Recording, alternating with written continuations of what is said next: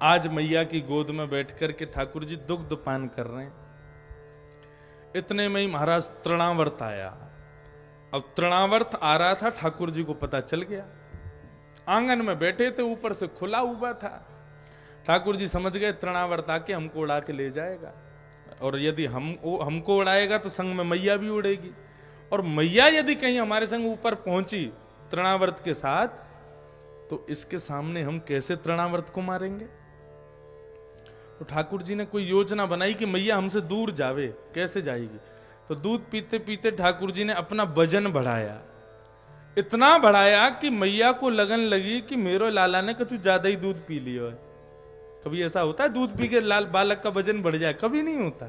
लेकिन यशोदा मैया को लगी लाला इतना भारी है गयो, अरे ज्यादा दूध पी लियो याने। मैया ने पालने में ठाकुर जी को लेटा दिया और स्वयं रसोई घर में काम करने चली गई। इतने में तृणावर्त आया, आकर के ठाकुर जी के आंगन में जैसे ही पहुंचा, पालने में सो रहे ठाकुर जी के ऊपर से तृणावर्त जैसे ही निकला, हवा के झोंके ने ठाकुर जी को उड़ाया, आकाश में ले गया। ठाकुर जी अभी भी बालक ही बने हुए थे, लेकिन जैसे ही ब्रज से थोड़ा दूर गया तृणावर्त, ठाकुर जी ने अपना वजन और भारी किया। तृणावर्त सोचने लगा कहीं मैं बालक की जगह पत्थर तो नहीं उठा लाया, इतना भारी। ठाकुर जी बोले दुनिया हमको पत्थर में देखती है, हम स्वयं तेरे संग आए, तू हमको अभी भी पत्थर समझ रहा है। और ठाकुर जी ने तृणावर्त का गला पकड़ करके आकाश से योजनों ऊपर से ही नीचे फेंका, और तृणावर्त का भी गोविंदाय नमो नमः। पूरे ब्रजमंडल में धूल धूल धूल हो गई महाराज। सब ब्रजवासी दौड़े, लाला कहां है, कन्हैया कहां है। सबने देख लिया था उड़ करके ऊपर गए हैं। दौड़े दौड़े गए तो वन में, अब 1 वर्ष के बैठ जाते हैं ठाकुर जी।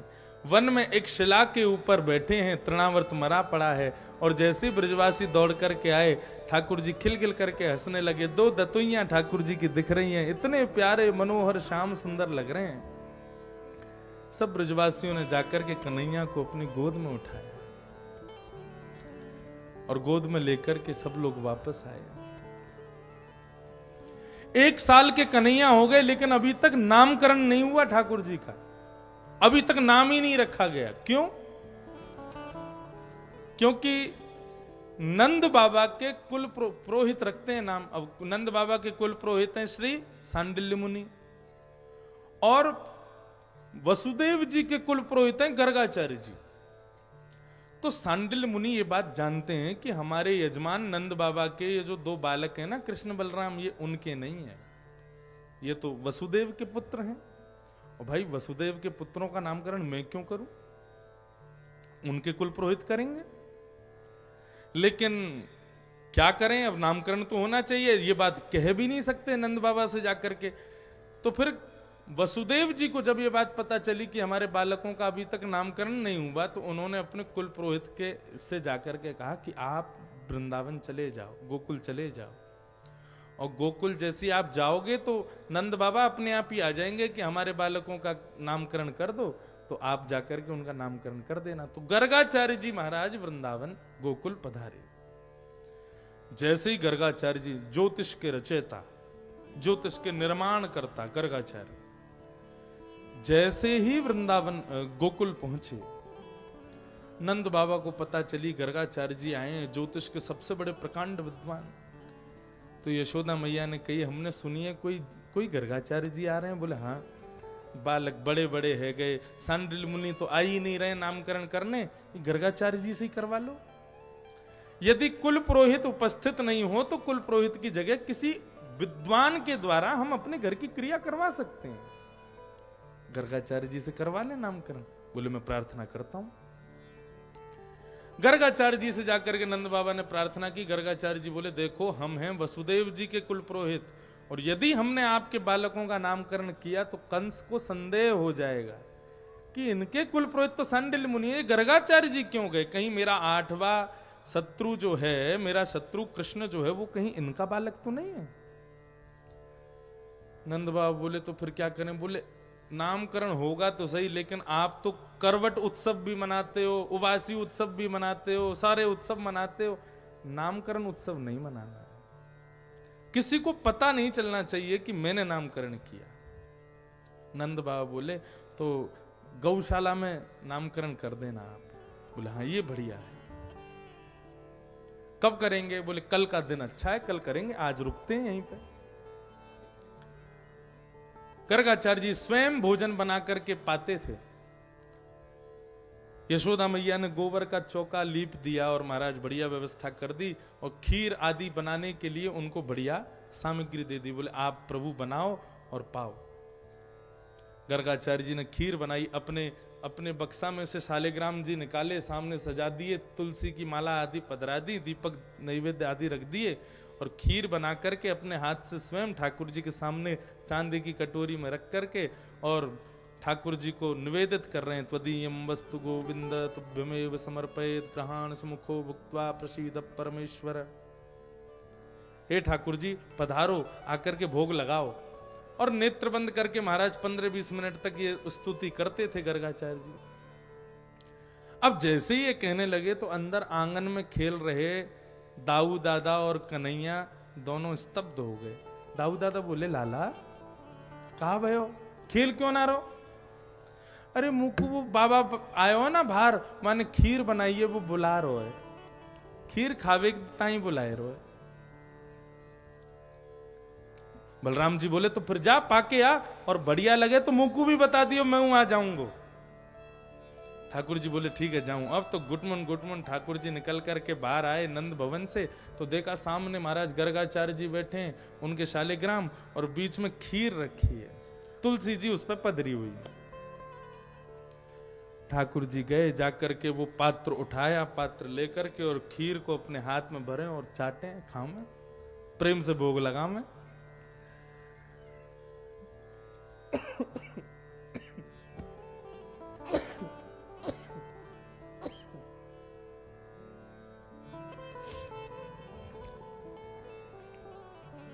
गर्गाचार्य जी महाराज के जैसे ही नेत्र खुले, जय हो मेरे शालिग्राम। भोग कहां गया? देखी तो थोड़ी दूर पे नन्हे से बाल कृष्ण प्रेम से, बिल्कुल जैसे कोई चिंता ही नहीं है उनको, प्रेम से खीर खा रहे हैं, पूरे मुंह पे लीपी भैया। और ठाकुर जी को इस प्रकार खीर खाते देख गर्गाचार्य जी महाराज तो आग बबूला हो गए। अरे यशोदा मैया देख, तेरे लाला ने कहा कियो। यशोदा मैया दौड़ी दौड़ी आई, कहा भयो? बोले देख मैंने ठाकुर जी के काज खीर बनाई, ऐसी बढ़िया खीर सिद्ध करके आगे रखी, और तेरे लाला ने बिना भोग लगे बात पहले ही उठा के झूठी कर दी। पूरो मेरो आंगन जो गोबरते तेने लीपो सब झूठो है गो। यशोदा मैया घबरा गई, बोले महाराज जी आप क्रोधित मत हो, छोटो बालक है, ज्यादा जाने ना है, ने को कहीं ते याकू मीठो दिख जाए सोई लपक के पड़े वाके ऊपर, मैं अभी याकू भीतर करूं, आप दूसरी सामग्री सिद्ध कर लो। और ठाकुर जी को एक ही हाथ से उठा लिया यशोदा मैया ने और ले जाके भीतर आंगन में छोड़ दी। बलराम जी बोले कैसी लगी लाला खीर?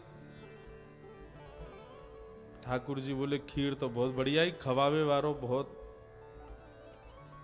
शिकायत कर दी वाने मैया ते, पहले तो बुलावे कि भैया आके भोग लगाओ और फिर मैया ते शिकायत कर दे। अरे कोई बात ना, तेरे जीव को स्वाद तो मिल गो ना। बोले हाँ स्वाद तो खूब मिलो, हमारा जीव से चाटन लगे अपनी लगी भाई खीर को। बोले बहुत स्वाद बनाई भैया, चल आजा खेलेंगे। अब फिर से खेलने लगे। गर्गाचार्य जी ने महाराज फिर से गोबर का लीप करवाया, फिर से पूरी रसोई से साफ करी, फिर से दोबारा से कंडा आदि सिद्ध करके बढ़िया उस पर खीर बनाई, और खीर बना के बार बार क्षमा मांग के अपने शालिग्राम भगवान से फिर से खीर रखी सामने। बोले अब भोग लगाओ प्रभु। त्वदीयं वस्तु गोविंद तुभ्यमेव समर्पयेत् ग्रहाण सुमुखो भुक्त्वा प्रसीद परमेश्वर। जैसे ही 15 मिनट के लिए महाराज आंख बंद करके बैठ गए, ठाकुर जी भोग लगाओ। ठाकुर जी भीतर खेलते खेलते फिर रुक गए। बलराम जी बोले कावे हो लाला? बोले फिरते बुलाए रो है, और अब की बार तो केसर और डालिए खीर में। तो फिर कहा सोच रहा है? बोले सोच रहा हूं नहीं खाया हूं, नहीं चक्के आ जाऊंगा। बोले हाँ जा लाला। पाया। अब तो ठाकुर जी गुटमन चल करके आए, और आकर के महाराज जैसे ही खीर देखी, खीर उठाए करके जैसे ही मुख में लई, गर्गाचार्य जी को संदेह हो गया कोई आया है। तुरंत नेत्र खोले तो ठाकुर जी फिर से झूठी खीर पूरी महाराज मुख में लेकर के और जीभ से चाट चाट के खा रहे हैं। गर्गाचार्य जी तो क्रोध में, यशोदा हम जा रहे हैं यहां से, कहीं और जाकर के खीर बनाएंगे, अपने ठाकुर जी को पवाएंगे, तेरो लाला बार बार आकर के हमारे ठाकुर जी के भोग को खा जाए, ऐसा ऊदमी बालक हमने कहीं ना देखो। ठाकुर जी बोले मेरो का अपराध है भैया, तू बुलावे तो मैं आ जाऊं, मत बुलाइयो ना आएंगे, ना जामे तो भक्त हम पे आरोप लगा में कि ठाकुर जी आमे ना, और आ जाओ तो ऐसे चढ़े हम पे। ये बोल नहीं रहे, ठाकुर जी मन ही मन सोच रहे थे, अभी तो छोटे से बोलना जाने ही ना है।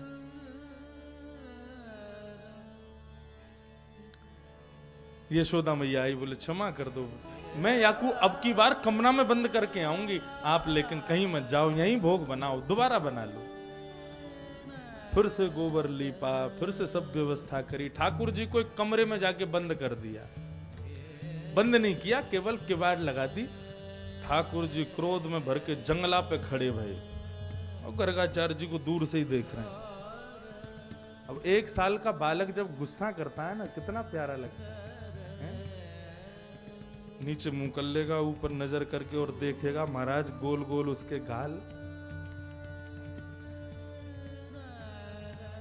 और फिर उसको थोड़ा सा धर दो और उसके गाल पे, फिर धीरे धीरे उसके होठ नीचे होंगे, फिर सुस्कियां भरेगा, फिर रोना शुरू करता है। कितना सुंदर लगता है बालक। साधारण बालक इतने सुंदर लगते हैं तो सोचो गोपाल जी कितने प्यारे लगते हो। दूर से देख रहे हैं गर्गाचार्य जी को, बोले बाबा अब के बुला दो को बताऊंगा मैं। गर्गाचार्य जी भी देख रहे हैं, ऊधमी बालक खीर खा गया 2 बार, अब की बार गुड़ की खीर बनाऊंगा, आके दिखा। ठाकुर जी बोले तू बुला तो सही। फिर से खीर बनाई, महाराज ठाकुर जी के सामने पधराई, त्वदीयं वस्तु गोविंद तुभ्यमेव समर्पयामि। प्रभु क्षमा कर देना, बालक झूठा कर जाता है, अब की बार पाओ।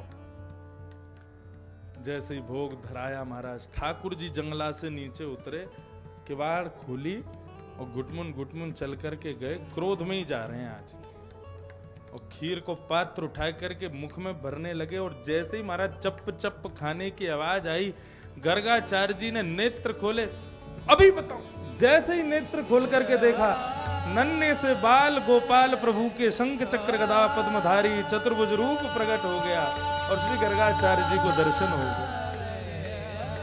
एक भुजा से ठाकुर जी स्वयं भोग लगा रहे हैं, और अपने ही झूठी भुजा से खीर लेकर के गर्गाचार्य जी के मुख में दे रहे हैं। गर्गाचार्य जी के नेत्र सजल हो गए, नेत्रों से अश्रुओं की धार बहने लगी। ठाकुर जी के चरणों में प्रणाम किया, बोले मुझे क्षमा कर दो प्रभु, मैं आपके रूप को पहचान नहीं पाया।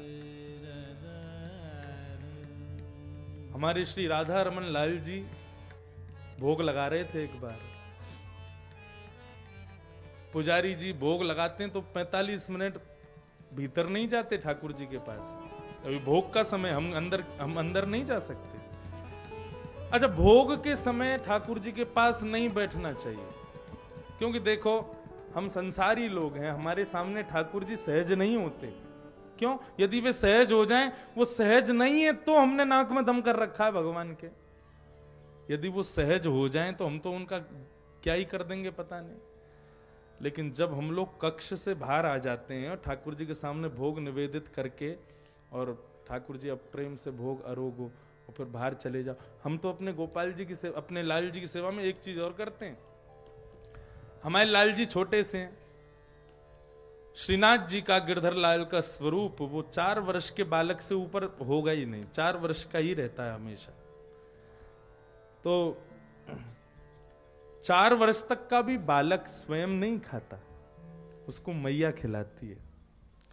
तो हमारे सेवा पद्धति में ठाकुर जी की में नियम है कि पहली रोटी जो भी सेवक है, जो भी अर्चक है, वो सेवक अर्चक के रूप में नहीं, स्वयं को यशोदा समझेगा और ठाकुर जी को गोपाल जी समझ करके, और एक एक रोटी अपने हाथ से ठाकुर जी के सामने निवेदित करेगा। एक एक टूक सब्जी के साथ में, फिर मिष्ठान के साथ में, फिर इस प्रकार संपूर्ण एक रोटी या आधी रोटी ठाकुर जी को अपने हाथ से तोड़ तोड़ के पवाओ और उसको अलग एक पात्र में छोड़ते जाओ।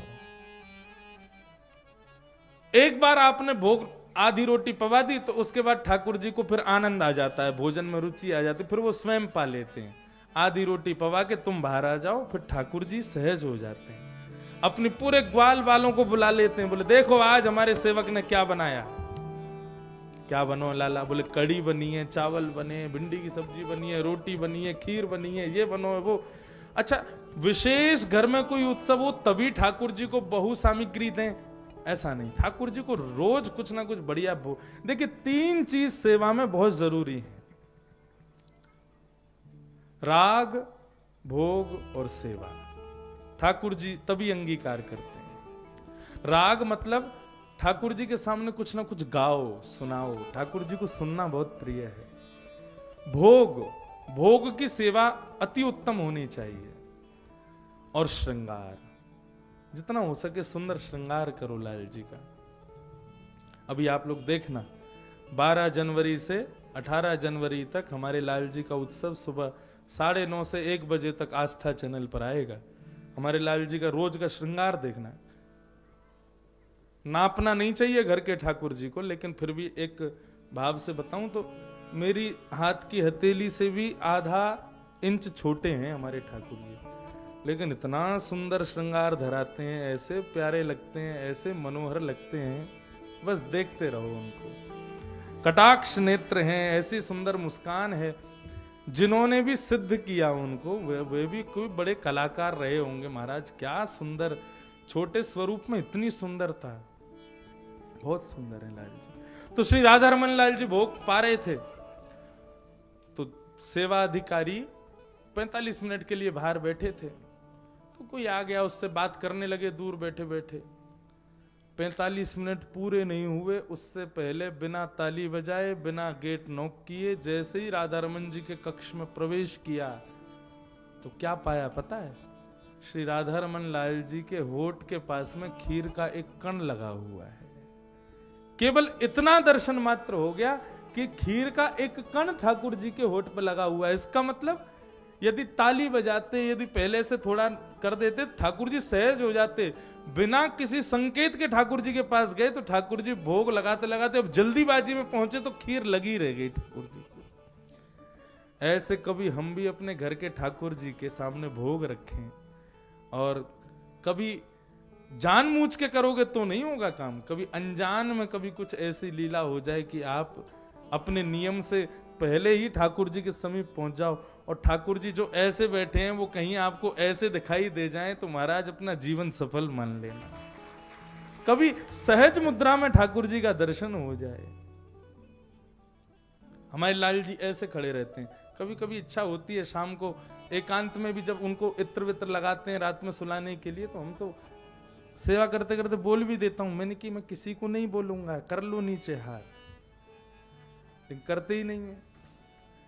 करते हैं अपनी सेवा में अपने भाव से जब रहते हैं। अभी जैसे हम कथा करने आए तो एकांत में कमरे में ऊधम मचा रहे होंगे, खूब सब ग्वाल बाल प्रकट हो गए होंगे महाराज, खूब उछल कूद कर रहे होंगे, और जैसे उनको पता चल जाएगा कथा पूरी हो गई, अब आने वाला है, तो बढ़िया बिस्तर भी सजा देते होंगे, सब बिल्कुल व्यवस्थित करे, फिर खड़े हो जाते होंगे। ऐसे गर्गाचार्य जी को ठाकुर जी ने रूप का दर्शन कराया, और गर्गाचार्य जी से कहा सुनो, ये हमारा जो रूप है ना, ये मैया को बताना मत। हम यहां पे उनका प्रेम पाने के लिए आए, इन ब्रजवासियों के साथ में आनंद करने के लिए आए। यदि इनको पता चल जाएगा कि हम भगवान हैं, तो फिर मंदिर के ठाकुर जी की तरह सेवा पूजा होगी हमारी। हमको वो नहीं चाहिए।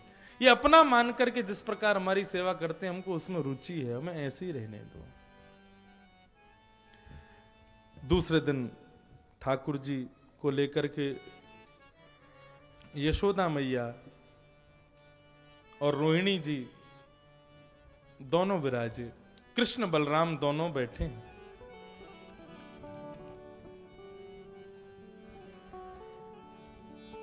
सबसे पहले बलराम जी को देख करके श्री गर्गाचार्य जी ने उनका नामकरण किया। अयम ही रोहिणी पुत्रो रमयन्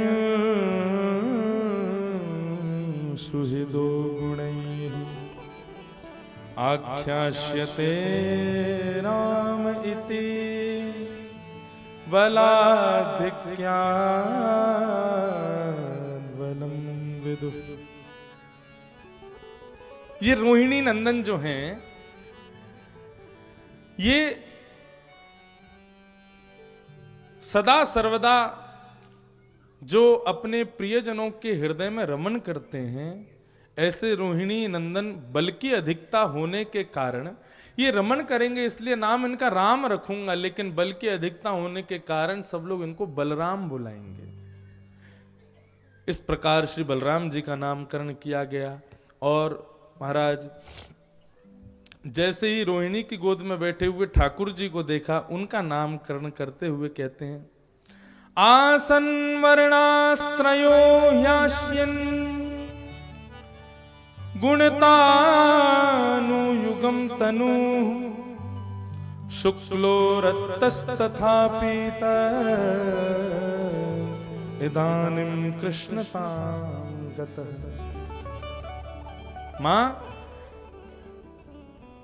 इस बालक के पहले जन्मों में अनेकों वर्ण रहे हैं।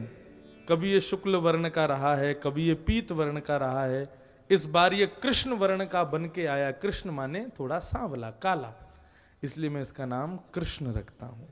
बोलो बाल कृष्ण लाल की। भगवान का नामकरण हुआ कृष्ण। बोले बाकी मैया आपके इस लाला के एक नाम नहीं होंगे, बहुनी संते नामानी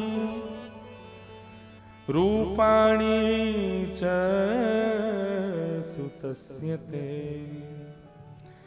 गुणकर्मानुरूपाणि तान्यहं वेदनो जना। आपके इस बालक के गुण के अनुसार कई नाम होंगे, कर्म के अनुसार कई नाम होंगे, इसलिए इसका कोई एक नाम नहीं होगा, बहुत नाम होंगे। इस प्रकार दोनों बालकों का नामकरण हुआ। अब तो पूरा ब्रजमंडल कृष्ण कृष्ण कह कह करके ठाकुर जी को पुकारता है। कान्हा, कन्हैया, कनुआ, ऐसे करके ठाकुर जी के अनेक नाम हो गए। धीरे धीरे ठाकुर जी अब और बड़े हो गए। कितने साल के हो गए? बोले 3 वर्ष के हो गए। अब तो 3 साल के हुए नहीं कि महाराज बिल्कुल स्प्रिंग की तरह उछलते हैं यहां से वहां। पूरे ब्रजमंडल के नाक में दम कर रखा है। गोकुल को तो सिर पर उठा रखा है ठाकुर जी ने, इतना ऊधम मचाते हैं। कैसा ऊधम मचाते हैं? श्रृंग यज्ञिजम शशिदल द्विजकंटकेभ्य। गौशाला में बैठी हुई गायों के सींग पकड़ लेंगे, एक सींग को बलराम जी, दूसरे सींग को कन्हैया, और फिर उस गाय के सींगों को हिलाएंगे। और जब सींग हिलाते हिलाते जोर से हिलाते हैं तो फिर वो गैया खड़ी हो जाती है। जैसी खड़ी होती है ठाकुर जी उस पर लटक जाते हैं। सींगों पे ठाकुर जी लटक गए, फिर चिल्लाते हैं, अरे मैया बचाइयो, अरे बाबा बचाइयो। और गैया भी बड़ी चतुर है, दौड़ करके वहीं जाती है गोबर के पास, जहां गोबर का ढेर हो, और वहीं जाकर के एक झटका मारती है। ठाकुर जी जाके गोबर में गिरते हैं। मैया कहती है, बोले लाला मोकू तो ऐसा लगे कितनों सजा लाऊं, धजा लाऊं, या गोबर में आके ही खेले, पूर्व जन्म को सूकर दिखे। ठाकुर जी कह रहे हैं, हाँ मनी मन, हम तो पहले बराह बन के आए ना, आदत थोड़ी जाएगी हमारी।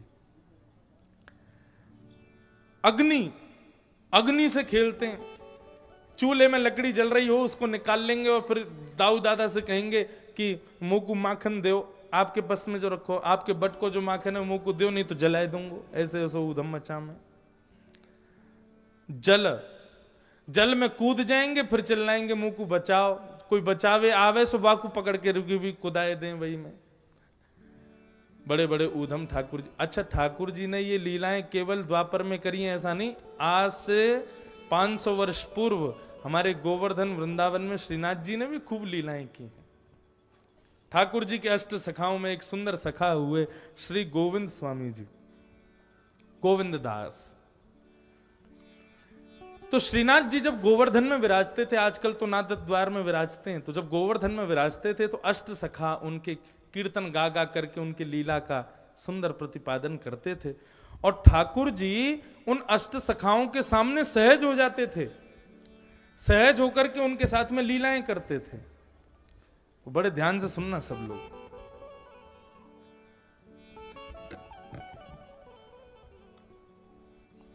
एक बार गोवर्धन में एक झाड़ू लगाने वाला एक ब्रजवासी था, और झाड़ू सफाई आदि करता था। तो उसको गिरिराज पर्वत पर चढ़ने का अधिकार नहीं था। सब मना करते थे, बोले भाई साक्षात नारायण हैं, इनके ऊपर किसी को चढ़ना नहीं चाहिए, केवल ब्रजवासी चढ़ सकते हैं, ब्राह्मण चढ़ सकते हैं। अब गिरिराज जी के ऊपर श्रीनाथ जी का मंदिर, तो वहां दर्शन के लिए भी वो नहीं जा पाता था। लेकिन रोज पूरे गिरिराज जी की परिक्रमा करते हुए सोहिनी करता और सबसे ठाकुर जी के रूप का वर्णन सुनता था कि ठाकुर जी हैं कैसे जो ऊपर विराजते हैं। कोई कहते हैं उनके कुंडल ऐसे हैं, उनकी थोड़ी का हीरा ऐसा है, उनके कटाक्ष नेत्र हैं, पाग ऐसी है। तो रोज का श्रृंगार का केवल श्रवण करता था और अपने हृदय में उसकी छवि बनाता था। नित्य के नूतन दर्शन होते थे, नित्य के नए नए दर्शन होते थे। तो दर्शन करके आ रहे उन दर्शनार्थियों के चरण में बैठ जाता और पूछता, आज लाल जी कैसे लग रहे हैं, मुझको बताओ। सब बताते, ठाकुर जी आज ऐसे लग रहे हैं। श्रीनाथ जी के मन में एक दिन उसके ऊपर कृपा करने की इच्छा प्रकट हो गई, भाई इस पर कृपा करनी है हमको। कृपा कैसे की? तो गोविंद स्वामी जी एक दिन पदावली का कुछ गान कर रहे थे और ठाकुर जी रूठे रूठे खड़े हुए थे। रूठे भाई ठाकुर जी खड़े हुए, तो गोविंद स्वामी को पता चल गई ठाकुर जी आज थोड़े से उदास हैं। तो गोविंद स्वामी ने पूछा, बोले लाल जी जय जय, कहा भयो आप इतने उदास क्यों? बोले मंदिर में रोज इतनो सारो पकवान को भोग लगे, इतनो सारो भोजन भोग लगे, लेकिन मेरी तो बहुत दिनान से इच्छा है रही है दाल बाटी खाइवे की, और दाल बाटी यहाँ कोई सिद्धि ना कर रो। रसोई घर में सिद्ध होए तो पामे। तो गोविंद स्वामी बोले आप आज्ञा करो, मैं रसोईया से जाके कहूं दाल बाटी बनावे को कल के भोग में। बोले अब कल तक फिर प्रतीक्षा करनी पड़ेगी। बोले अब आज को भोग तो बन गयो, आज कैसे बनेगी? बोले मेरा तो आज ही मन कर रहा, अब ही खाऊंगा, ठाकुर जी कह रहे हैं। गोविंद स्वामी बोले तो फिर एक काम करो। कहा, बोले 12-1 बजे के बाद जब अनोसर होएगी, ठाकुर जी के मंदिर बंद हो जाते हैं हमारे व्रजधाम में। ठाकुर जी ऐसा कहते हैं, ठाकुर जी शयन नहीं करते, ठाकुर जी अब गैया चराने गए ब्रज में, वन में गए, 5 बजे लौट के आएंगे, तब फिर दोबारा मंदिर खुलते हैं सब जगह। तो अनोसर 12-1 बजे होएगी, वाक्य बाद आप खिड़की से फलांग के बाहर आ जाइयो और मैं कदम खंडी में जाए रहूं, वहां जाके आपके काज दाल बाटी बनाऊं, वहां आ जाइयो, वहां प्रेम से पाएंगे। और गुसाई जी जो अर्चक हैं, जो सेवक हैं, उनको पता नहीं चलनी चाहिए। उनको यदि पता चल गई तो फिर कल आपकी भी क्लास लगेगी, मेरी भी लगेगी। ठाकुर जी बोले ठीक है, मैं कदम खंडी आ जाऊंगा, तुम जाके दाल बाटी सिद्ध करो। गोविंद स्वामी गए, कदम खंडी में जाके दाल बाटी सिद्ध कर रहे थे। यहां जैसे ही राजभोग आरती हुई, राजभोग आरती के बाद अनोसर हुए, मंदिर बंद हुए, सब लोग दर्शनार्थी चले गए, सेवक चले गए। ठाकुर जी अपनी खिड़की में से, जंगला में से नीचे उतरे और नीचे उतर करके गिरिराज पर्वत पर जैसे ही आए तो ठाकुर जी को वो झाड़ू लगाने वाला व्यक्ति नीचे दिख गया। और उसको देख करके ठाकुर जी के हृदय में भावना उत्पन्न हुई, इस पे आज कृपा करनी है। बेचारो रोज सबसे सुन सुन के मेरो दर्शन करे, आज या को प्रत्यक्ष दर्शन कराने। सो इतने में क्या किया, ठाकुर जी ने अपने चरण को ऐसे स्थान पर रखा जहां पर कांटा रखा था। और जैसे ही वहां पर चरण रखा तो जोर से ठाकुर जी चिल्लाए, अरे भैया कोई अयो, अरे मेरे पांव में कांटो लगो, अरे कोई निकारो, कोई बचाओ, अरे बहुत दुख रो है, बहुत दर्द है रो। ठाकुर जी ऊपर से गिरिराज पर्वत से ऐसे बोलने लगे तो नीचे घूम रहे हो वो व्यक्ति ठाकुर देखने लगो, बोले ये कौन है? तभी ठाकुर जी का मुकुट चमक रहा था महाराज, मालाएं चमक रही थी, ऐसा सुंदर पीतांबरी चमक रही थी। बोलो ये कौन है ऊपर?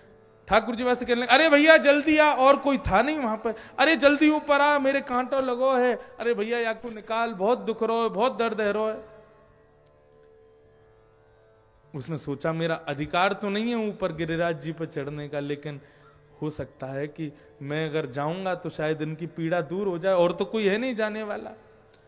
अब जैसे जैसे ऊपर चढ़े, ठाकुर जी का रूप उसको दिख रहा है महाराज, कटाक्ष नेत्र हैं ठाकुर जी के, ऐसा सुंदर मुखाकृति है, मयूराकृत कुंडल पहने हैं, सुंदर स्वर्ण का मुकुट धारण किया है, ऐसी उसमें से लटकन लटक रही है, सुंदर सुगंधी से ठाकुर जी आच्छादित हो रहे हैं, ऐसी पीतांबरी, इतने सुंदर ठाकुर जी, वो तो देख करके मोहित हो गया। उनके मुखमंडल को देखने लगा, बोले आप श्री गोवर्धन नाथ हो? बोले हाँ मैं गोवर्धन नाथ हूं, अब बात बाद में करियो भैया, मेरे पामते कांटों निकार। जिन ठाकुर जी को स्पर्श करने का अधिकार बड़े बड़े राजाओं को भी नहीं, उस व्यक्ति के हाथ में ठाकुर जी ने अपने चरण पधरा दी। बोले कांटों निकारो। वो तो इतना भाव विह्वल हो गया, उसके नेत्रों से आंसू बहने लगे, रो रो प्रफुल्लित हो गया, हाथ पांव कंपन होने लगे, बार बार कांटा छुए लेकिन उसको पता ना चले कांटा कहां है। ठाकुर जी ने अपने दोनों बरदस्त उसके सिर पर रख लिए और कही, बोले नाय मिलो कांटा? बोले नाय मिलो। बोले हाथ से नाय निकरेगो, तेरे नौ छोटे हैं, तेरे हाथ से नाय निकरेगो, एक काम कर, मेरे चरण को ऊपर उठा और अपने दांतन से वाकू निकार, तब निकरेगो। ऐसी कृपा ठाकुर जी ने उसके ऊपर करी। महाराज मुखमंडल में ठाकुर जी के चरण लेकर के उसने कांटा निकारा। ठाकुर जी बोले भैया ते तू बड़ो बड़ो आयो, आज आकर के तेने मेरी पीड़ा दूर कर दी, बड़ो आनंद भयो। अब मुंह पे चलो ना जा रहा, तू एक काम और कर दे मेरो। बोले कहा? बोले कदम खंडी में गोविंद स्वामी ने दाल बाटी बनाई है, तू मुंह को अपने कंधा पे बैठा करके मां ले चल। वो तो रुदन करने लगा, बोले आज श्री जी बाबा ने कैसी कृपा करी मुंह पे, आज लाल जी की कैसी कृपा हुई मुंह पे। ठाकुर जी ने दोनों तरफ कंधे पे अपने पांव लटकाए और उसका सिर पकड़ करके ठाकुर जी उसके कंधे पर बैठ करके कदम खंडी जा रहे। अब गोविंद स्वामी को यदि पता चल जाए कि ठाकुर जी किसके संग आए तो गोविंद स्वामी शिकायत कर देंगे गुसाई जी से। ठाकुर जी अपने अर्चकों से बहुत डरते हैं, क्योंकि अर्चक के हाथ में ही सब सेवा है। ये ब्रज के भाव हैं। ब्रज में जब कथा होती है ना, हमारी कथा कम, ऐसे भाव ही ज्यादा बोलते हैं। बाहर की कथाओं में ये भाव कम याद आते हैं, पद भी कम याद आते हैं, लेकिन आज आ रहा है क्योंकि ब्रज की कथा चल रही है ना। तो ये ब्रज के भाव हर किसी को समझ में भी नहीं आते, लेकिन ये वास्तविक हैं। आज भी ऐसी लीलाएं होती हैं ब्रज में। ठाकुर जी उसके कंधे पर बैठ करके गए, बोले भैया एक काम कर, अब तू कदम खंडी मत जा, गोविंद स्वामी देखेंगे तो नाराज हो जाएंगे, तू यहीं खड़ो है जा, और मैं जाऊंगा तेरे काजे जेब में भर के ले आऊंगो दाल बाटी, बाटी ने ले आऊंगो। माने की ठीक है। अब ठाकुर जी गए, गोविंद स्वामी यहाँ पे दाल बाटी बना रहे थे। ठाकुर जी पहुंचे, स्वागत किया, बिल्कुल शुद्ध करके जमीन बिल्कुल ठाकुर जी बैठे, हाथ आगे पत्तल रखी, बाटी परोसनी शुरू करी। ठाकुर जी ने पाई, बोले वाह भैया गोविंद, तेने तो आज आनंद कर दियो, कैसी सुंदर दाल बाटी बनाई है। और ठाकुर जी ने 1 2 3 4 5 बाटी खाई। उसके बाद ठाकुर जी लगे बेचारों मुंह को लेके आया, वाके काजी बाटी ले चलूं। तो अब ये बाटी निकाल करके यहां पत्तल में रखें, ठाकुर जी उनको उठा के अपनी जेब में धर लें। ए गोविंदा देख बाटी खत्म है गई, और दे। उत्तर हाँ हाँ लाल जी बस आ रही है, अब तो हमारा 2 की जगह 3 बाटी सिद्ध करके दे दें। बोले लो पाओ, मैं और सिद्ध करूं। तीनों उठा के जेब में धर, अरे जल्दी कर भैया, अब यहाँ खत्म होती जा रही है, तो इतनी देरी करेगा तो कैसे खवेगी। गोविंद स्वामी बोले इतनी जल्दी जल्दी कैसे पा रहे हैं ये। महाराज पाते पाते ठाकुर जी 20 बाटी ने धर ले गए जेब में। जैसे ही ठाकुर जी खड़े भये तो गोजा फूल गो, गोजा के जेब थे, अब तो जेब यूं लटक रही है नीचे को। गोविंद स्वामी बोले ये कहा है रो ये दोनों तरफ। बोले कछू ना। बोले कहा है, मुंह को दिखाओ। गोविंद स्वामी ने देखी तो महाराज बाटी भरी वही है गोजा में। ठाकुर जी कौन के काजे ले जा रहे हो? कोई के काजे ना, मैं सब समझ रहा हूं तुम्हारी लीला, कोई तो आया हो तुम्हारे संग, कोई के काजे तो ले जा रहे हो, मुझको जल्दी बताओ कौन के काजे ले जा रहे हो। ठाकुर जी बोले अरे कोई ना आयो भैया, तो काय को। इतने में गोविंद स्वामी ने नजर घुमाई तो दूर वृक्ष पे से वो ताक रहा था, झांक रहा था, जो लेके आया ठाकुर जी को। गोविंद स्वामी बोले यहां पे आइयो। अब जैसे ही महाराज वो आया, गोविंद स्वामी समझ गया अरे राम राम राम, या के ऊपर बैठ के आए आप, या के संग आए आप। बोले अरे बेचारो मिल गए हो, मेरे पाम में कांटो लग गए हो तो याने निकारो, अब मुंह पे चलो ना जा रो या हमारे या के ऊपर बैठ के आ गए हो। गोविंद स्वामी बोले अब मंदिर बाद में जाओगे, पहले कुंड में स्नान करो। गोविंद कुंड में स्नान करो, स्वयं को पवित्र करो, बिल्कुल स्वच्छ हो जाओगे, तब फिर जाइयो ऊपर। ठाकुर जी बोले भैया सर्दी पड़ रही है, काय को स्नान करवावे भैया, वैसे ही हम बहुत सर्दी लगे और यहाँ में अगर हम सर्दी लग गई तो फिर गुसाई जी नाराज होंगे, मैं ना नहाऊंगा अभी। तो गोविंद स्वामी बोले नहाओ मत, आचमन कर लो। आचमन तो कर सकते हो? तो ठाकुर जी बोले हाँ। बोला आचमन कर लूंगा। अब जैसे ही नीचे गए, आचमन करने लगे ठाकुर जी, गोविंद स्वामी पीछे से गए और जाके ठाकुर जी को धक्का दे दियो, जाओ स्नान करो। आप तो महाराज ठाकुर जी गोविंद कुंड में स्नान कर रहे हैं। ऐसी ऐसी लीला ब्रज में आज भी होती हैं। और फिर ठाकुर जी तुरंत दौड़ करके ऊपर गए और जैसे उत्थापन के दर्शन खुले तो ठाकुर जी की समस्त पोशाक में से गोविंद कुंड को जल टपक रहे हो। ऐसी ऐसी लीला ठाकुर जी आज भी करते हैं। तो ठाकुर जी प्रेम प्यारे हैं, उनको यदि इस प्रकार से प्रस्तुत किया जाए, स्वयं को सरल भाव से यदि प्रस्तुत करोगे, आज भी ठाकुर जी सारी लीलाएं करने को तैयार बैठे हैं। लेकिन हम प्रस्तुत तो करें, हम लोग अपने आप को छुपा लेते हैं आडंबर में, इस वजह से ठाकुर जी प्रकट नहीं होते। नहीं तो लीला करने के लिए ठाकुर जी आज भी बैठे।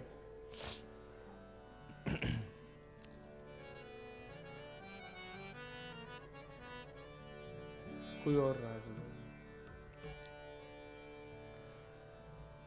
कैसे मिलते हैं ठाकुर जी? तो यहां पर लिखा है ठाकुर जी को कैसे पाओगे? बोले प्रीत से ही पाओगे, प्रेम से ही पा सकते हो।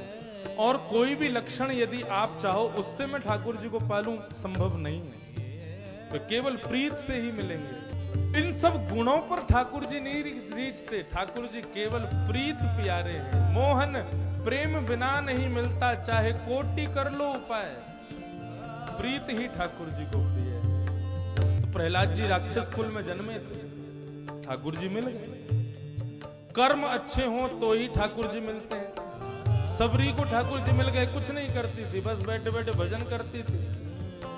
शुभ लक्षण यदि भगवान देखें तो मिले, ऐसा कोई विशेष नहीं है कि शुभ लक्षण मिलेंगे तो ही मिलेंगे। सतनाम जी बोले कि महाराज आज भोजन मत करना, आप एक बात सुनो। हमने कहा क्यों? आज सांझा चूल्हे में आपको भोजन पाना है, हम कुछ विशेष बनवा रहे हैं। मन ठीक है। आज हम कुछ नहीं पा के आए महाराज, कथा करने के बाद भूख तो लगती है बहुत तेज। कथा के बाद भूखे प्यासे अब ऐसे तैसे आ गए यहाँ पे।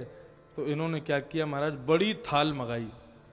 उस बड़ी थाल में ये लो पनीर मटर बसा, क्या बोलते हैं, कौन सी, मटर पनीर ले लो, ये दम आलू ले लो, ये कौन सा लपेटा ले लो, कौन सा लपेटा, दाल लपेटा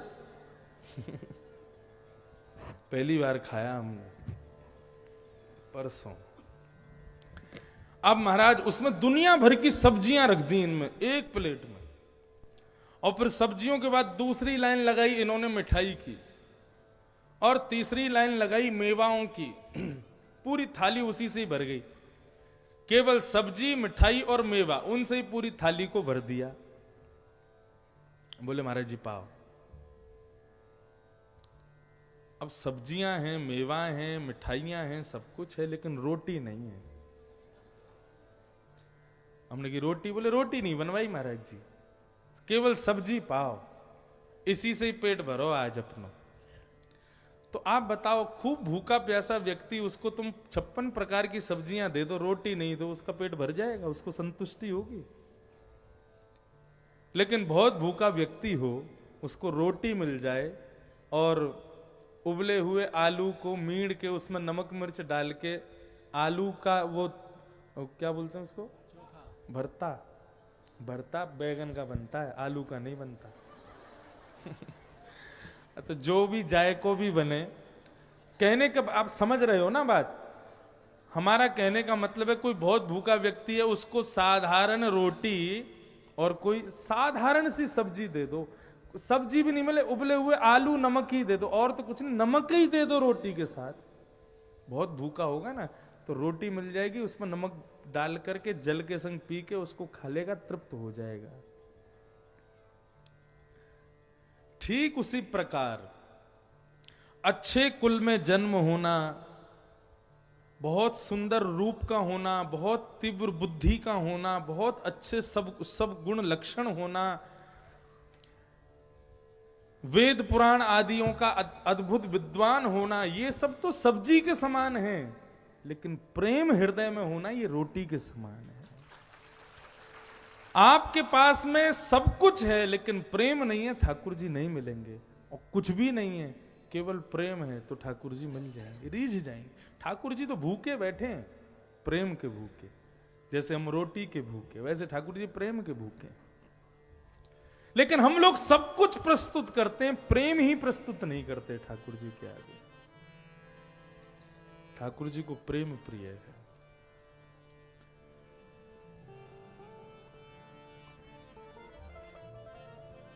खूब ऊधम मचाते हैं ठाकुर जी, और तब ही मचाते थे, ऐसा नहीं, आज भी मचाते हैं, आज भी खूब लीला करते हैं।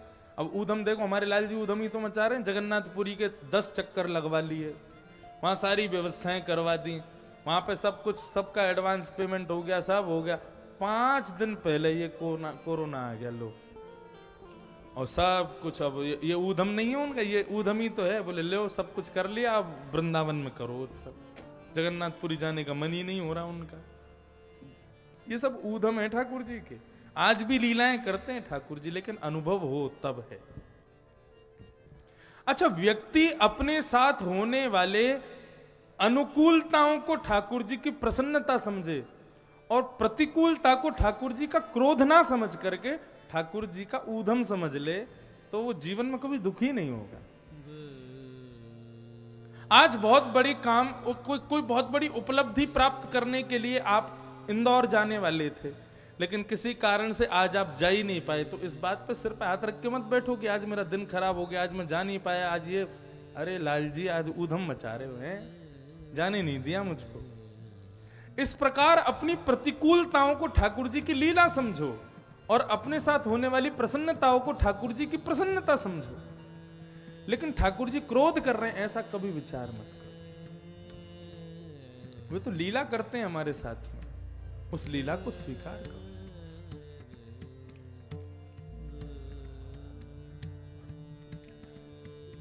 द्विज बालकृष्ण प्रभु क्या करते हैं? रोज सूखे पत्तों में आग लगा करके और हवन करते हैं, पूजा पूजा खेल खेलते हैं। सारे अपने छोटे छोटे ग्वाल बालों को चारों तरफ बैठा लेंगे और सबको सूखे पत्ते मीड करके और छोटे छोटे दोनों में भर करके दे देंगे। बोले अब सब लोग स्वाहा स्वाहा करते जाओ, पूजा करो। और सब बालक बड़े प्रेम से पूजा करते हैं।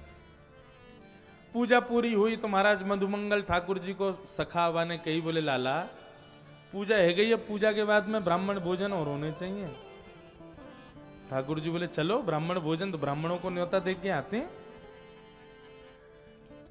ठाकुर जी मधुमंगल के साथ गोकुल के समस्त ब्राह्मणों के पास गए और ब्राह्मणों से जाकर के निवेदन करके आए, आज हमारे यहाँ पूजा भई है, अब आप पूजा को प्रसाद पावे, आप सब पधारी हो।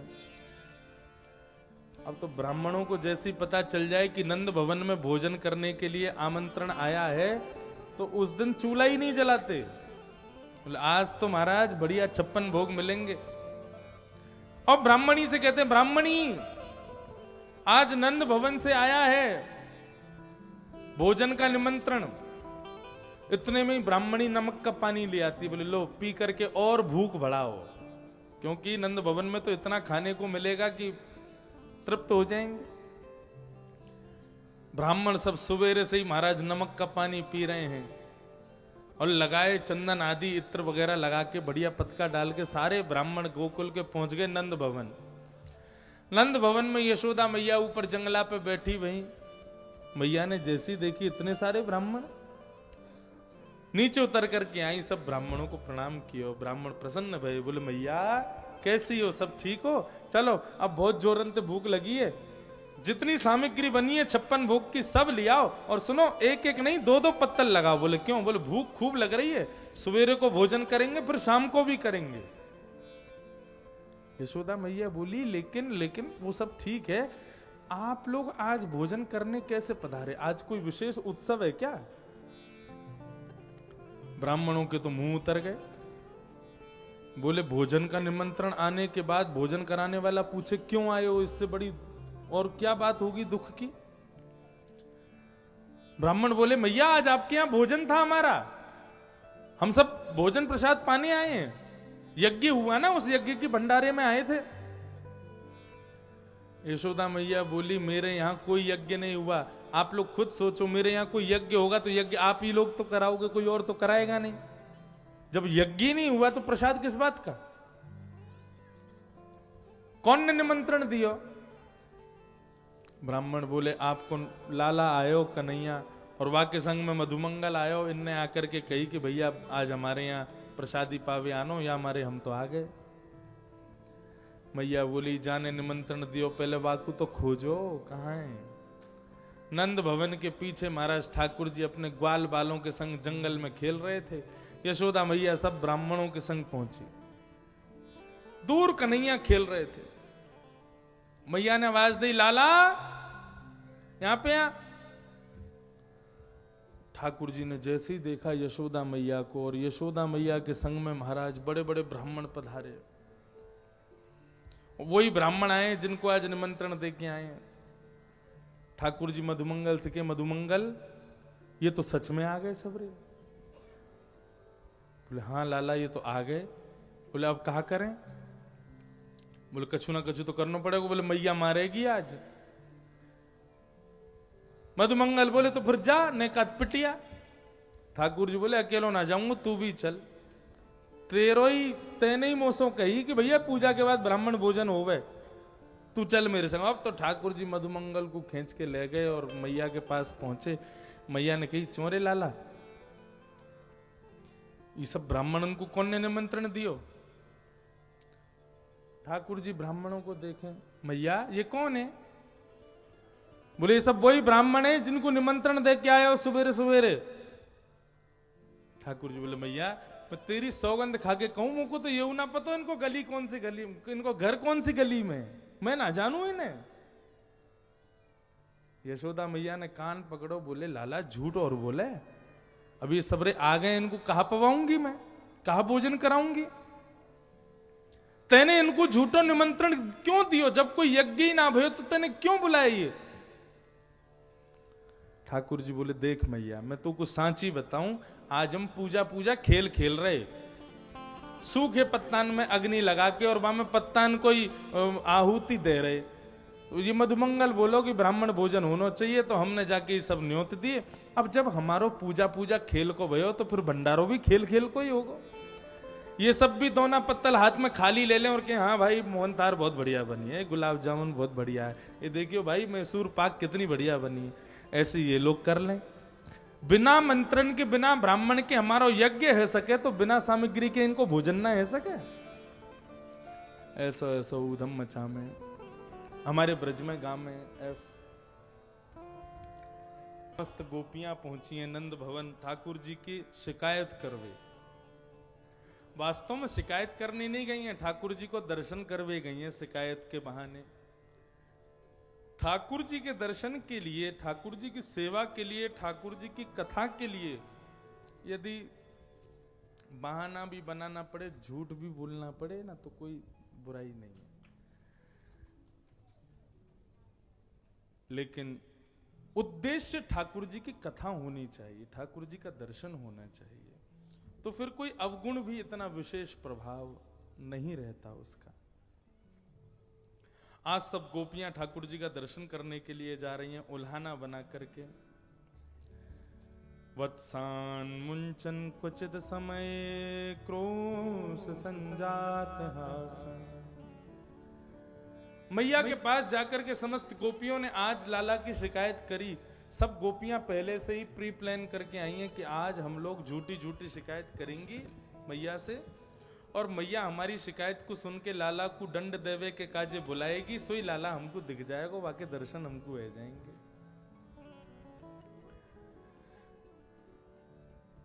आज सब गोपियां पहुंची तो महाराज मैया ने पूछी, आज इतनी सारी गोपी मेरे यहां कैसे आई? कहा भयो? तब सब गोपियां कहने लगी, बोले मैया तुम्हारो लाला बहुत उधम मचावे। कहा कियो मेरे लाला ने? बोले ये मत पूछो कहा कियो, ये पूछे करो कहा ना कियो तुम्हारे लाला ने। तुम्हारो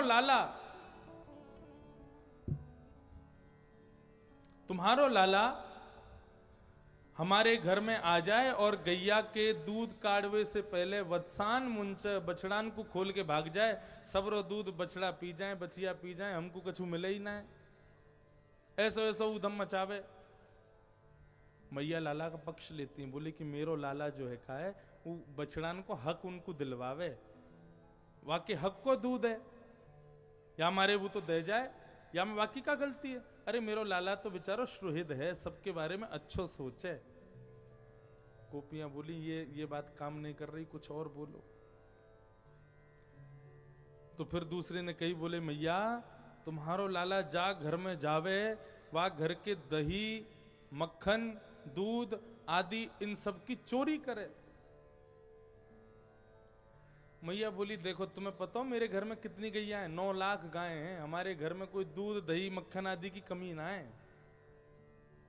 यदि तुम्हारे घर पे आके वाने एक आध पात्र में भर के नेकाद यदि वाने माखन खा लियो तो वाकई का जी तुम शिकायत कर भी आई हो। तुम बता दो कौन कौन के यहां मेरे लाला ने माखन खायो, मैं उतनी मटकी मक्खन दूध दही सब भिजवा दूंगी तुम्हारे यहाँ। लेकिन याद तरीका तो मेरे लाला पे तुम लालछन मत लगाओ कि वो चोरी करे। अरे बेचारो बालक है, आ जाए ना पाले तो चोरी करे। बोलो मैया प्रेम से पावे वाली बात अलग होवे, लेकिन आपको लाला तो आवे, आकर के 4 लोग नीचे खड़े होंगे, 3 लोग वाके ऊपर खड़े होंगे, 2 लोग वाके ऊपर, और सबसे ऊपर तुम्हारो कन्हैया खड़ो है जाए और मटकी में ते माखन लेके खावे, और फिर स्वयं को जब पेट भर जाए तब नीचे वाले बालकन ने खावे। यहां तक भी चले तो कोई बात ना है, लेकिन तुम्हारो लाला और क्या करे? बोले मरकान भोक्षण, बंदर की सेना और लेके आवे, अपने ग्वाल बालन ने तो खवावे, फिर बंदरन में और वितरण कर दे बच्चे भाई मक्खन है। तो भैया मक्खन बंदरन को खावे को ना मिले, मेरो लाला यदि बंदरन को खवा दे तो तुम्हारो कहा बिगड़ गो। एक गोपी बोली, बोले मक्खन खा जाएं, बंदरन को खवा लें, ग्वाल बालन न खवा लें, ये सब तो ठीक है, लेकिन यदि काई घर में बहुत मात्रा में मक्खन होवे और भैया सबके पेट भर जाए फिर भी मक्खन खत्म ना होवे तो नात्री भांडम भिन्नति। तुम्हारो लाला बांस को डंडा लेके आवे और बचे भय मक्खन के हंडिये फोड़ जावे, सो मक्खन पूरा फैल जावे और पूरा फैल जावे, फिर जो जावे वही रिपटे वहां में, ऐसा ऐसा उधम मचावे।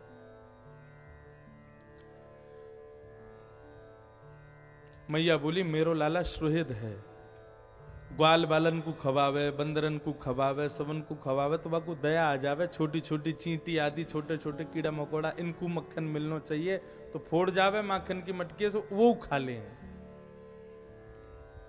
तुम एक काम करे करो मेरे लाला के काजे, मटकी जो है करने ऊंची टांग दे करो, ग्वाल बाल भी जहां नहीं पहुंच पाए वहां टांग दे करो, ना आवे गो मेरो लाला।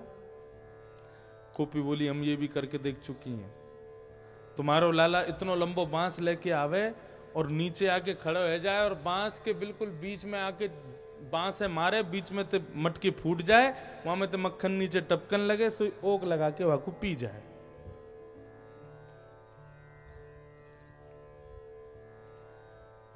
माखन की चोरी के भाव से मैया को ज्यादा क्रोध नहीं आया तो गोपियां और उल्हाने देने लगी। बोले तुम्हारो लाला जा घर में माखन ना मिले, वह घर के बालकन को नोच के भाग जाए, बालक रोते रहे फिर।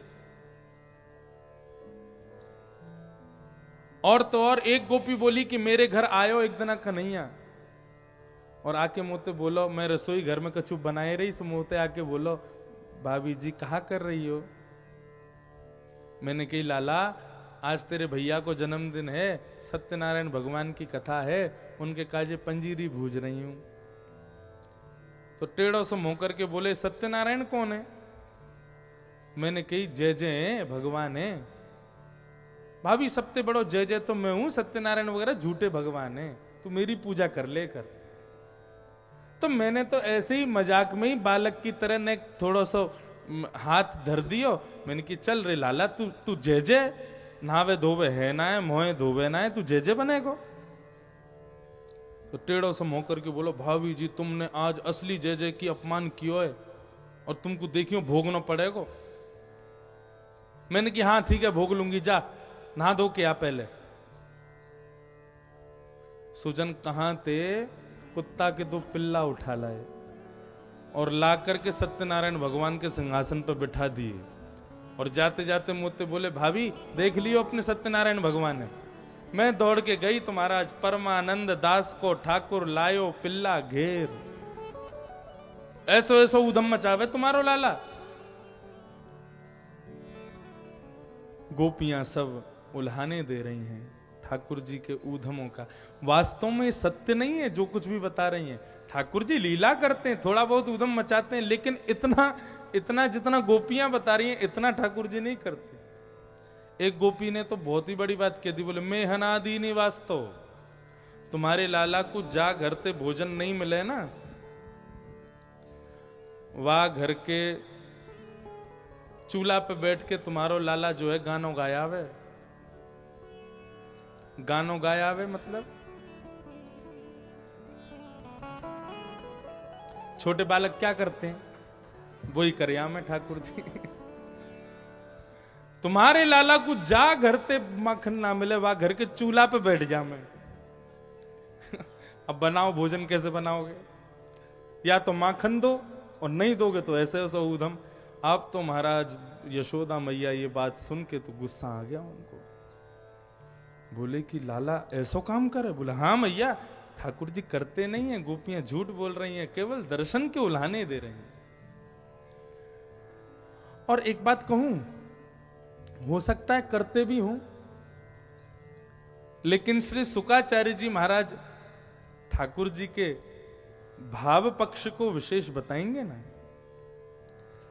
मैया ने आवाज लगाई, बोले लाला ओ कन्हैया। ठाकुर जी सो रहे थे पालने में। जैसे मैया की आवाज सुनी महाराज अपनी आंख मीड़ी जोर से, तो रात को लगो काजल पूरे आंखन पे फैल गयो।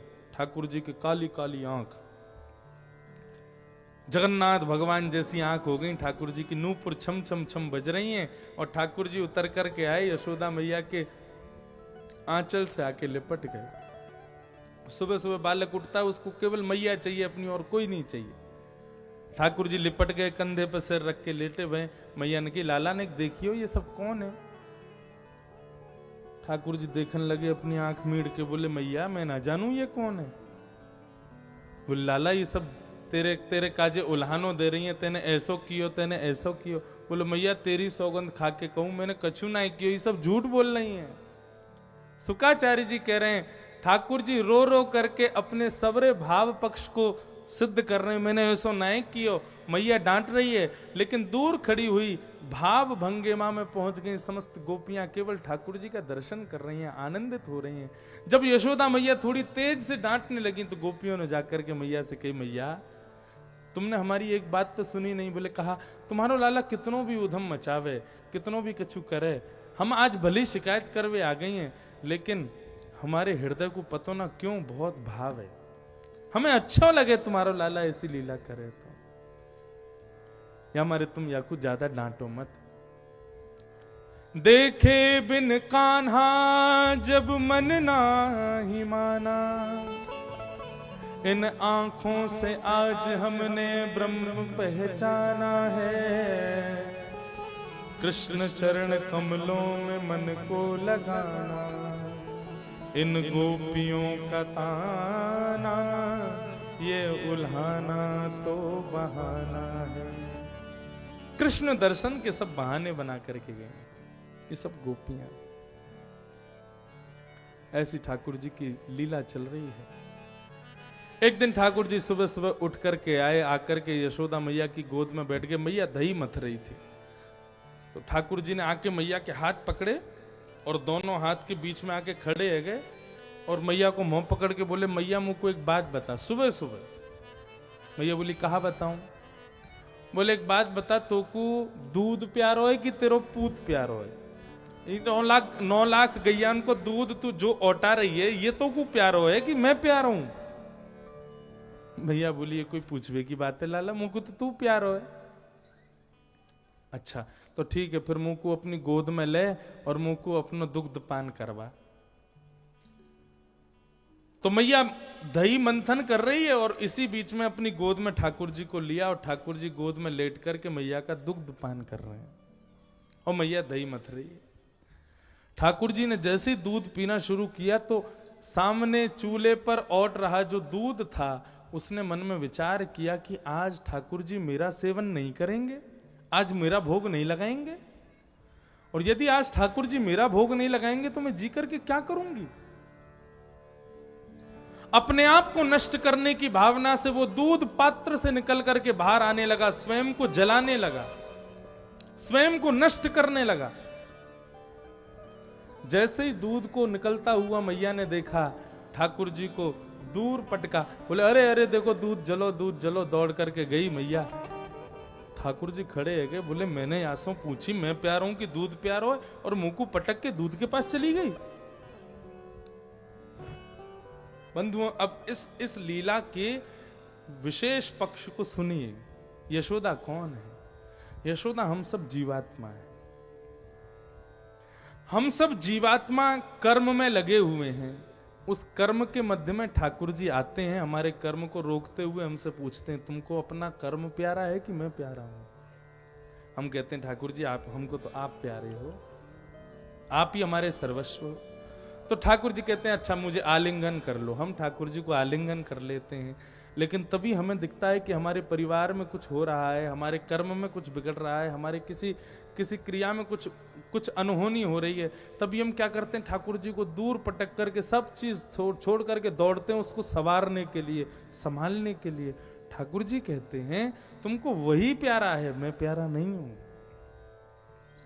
यदि मैं प्यारा होता, यदि मेरे प्रति तुम्हारी स्थिति ऐसी ना होती तो तुम कैसी भी स्थिति हो जाती तुम मुझे छोड़ते नहीं। हर स्थिति में हरि भज, हर स्थिति कैसी भी स्थिति आ जाए ठाकुर जी का कभी भी हृदय से स्मरण कभी दूर ना हो, ये प्रयास करना चाहिए।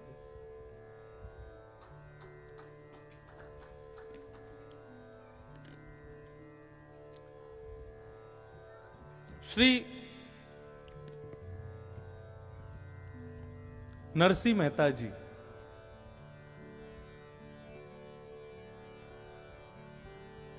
उनके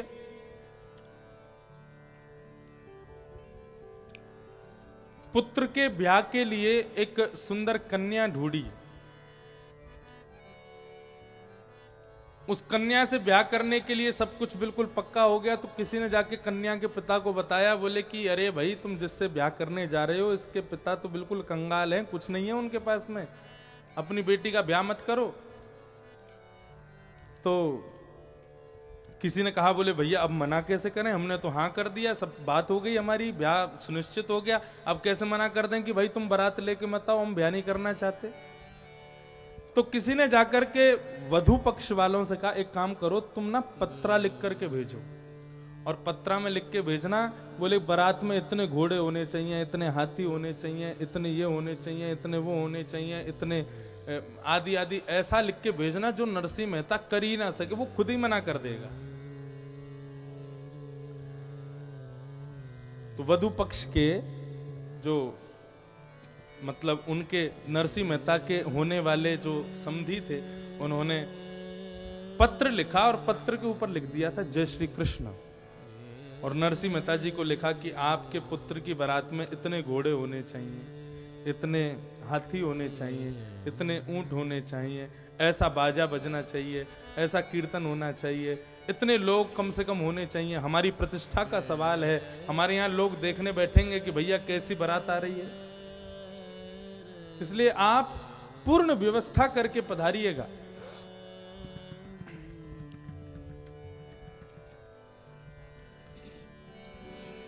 नरसिंह मेहता जी के पास जब वो पत्र आया तो यहां तो सब व्यवस्था चल रही थी ब्याह की, छोटे मोटे रूप में सब हो रहा था। तो नरसिंह मेहता ने जैसे ही पत्र देखा तो पत्र को पढ़ा नहीं, पत्र के ऊपर लिखा था जय श्री कृष्ण। तो जय श्री कृष्ण पढ़ते ही नरसिंह मेहता बोले अरे मेरा पत्र नहीं है, तो ठाकुर जी का पत्र आया है। पत्र पढ़ा ही नहीं, ठाकुर जी के सामने रख दिया। बोले प्रभु किसी ने पत्र भेजा है, आप पढ़ लेना। अब जब पत्र ही ठाकुर जी पे छोड़ दिया तो फिर ठाकुर जी निभाएंगे जो भी कुछ है। ठाकुर जी ने पत्र देखा होगा, अब पत्र में लिखा था इतने घोड़ा, इतने ये, इतने वो, और नरसिंह मेहता की तो कोई ऐसी व्यवस्था थी नहीं। नरसिंह मेहता जी तो अपने पुत्र की साधारण सी बारात लेकर के निकल पड़े, लेकिन द्वारिकाधीश के मन में आया कि मेरा नरसिंह जा रहा है और उसकी प्रतिष्ठा का सवाल है यदि वहां वैसी बारात नहीं पहुंची तो। बंधु आप विश्वास माने, द्वारिकाधीश स्वयं और बलराम जी ये दोनों समस्त द्वारिका वासियों को बाराती बना करके नरसिंह मेहता के पुत्र की बारात को लेकर के पहुंचे। जिस वधू के साथ में ब्याह होना था नरसिंह मेहता के पुत्र का, वे सब अटारियों पर खड़े थे, बोले बारात देखने के लिए। छोटी मोटी बारात आएगी तो मना कर देंगे, हमारे पास तो एक पक्ष हो जाएगा मना करने का। लेकिन जैसे ही सबने अटारियों पर से देखा तो महाराज बारात के सबसे आगे पीतांबरी पहने हुए शंख चक्र गदा पद्मधारी श्री द्वारिकाधीश चल रहे हैं। उनके पीछे हल मूसल लेकर के श्री बलराम जी चल रहे हैं। एक से एक सुंदर यदुवंशी पाग पहन करके चल रहे हैं। ना जाने ऐसे ऐसे घोड़े जो कभी किसी ने देखे नहीं, ऐसे ऐसे हाथी महाराज विशाल, चांदी और सोने से जिनके दांत मड़े हुए हैं, ऐसे हाथियों पर बैठ करके बाराती आ रहे। ऐसी कृपा ठाकुर जी ने नरसिंह मेहता के ऊपर की, एक बार नहीं अनेक बार की।